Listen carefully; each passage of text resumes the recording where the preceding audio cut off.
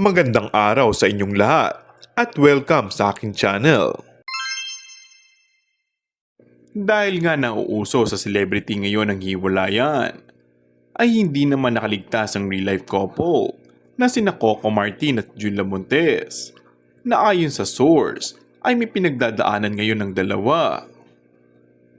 Bagamat hindi pa umaamin sina Coco at Julia tungkol sa kanilang tunay na relasyon, napapabalita na sasali ang dalawa sa usaping hiwalayan. Ang paboritong secret lovers ay may pinagdadaanan daw ngayon na tampuhan ayon sa source. Simpleng tampuhan lang naman daw at sana'y hindi mauwi sa hiwalayan dahil dyan daw nag-uumpisa ang lahat. Sa simpleng tampuhan din nagsimula ang napabalitang hiwalayan ng ilang celebrity couple. Tiwala naman ng mga Coco Jules fans na maayos din nila ang gusot.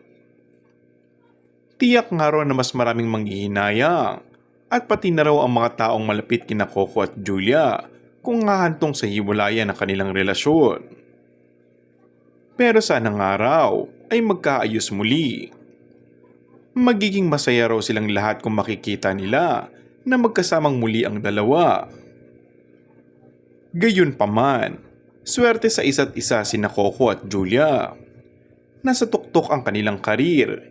Hindi matalo-talo sa ratings ang primetime ng FPJ's Batang Quiapo at nalalapit naman ang muling pagbabalik sa showbiz ng aktres na si Julia. And that's all for our today's video. Kung bago ka lang sa aking channel ay mag-subscribe at pindutin na rin ang notification bell. Maraming salamat!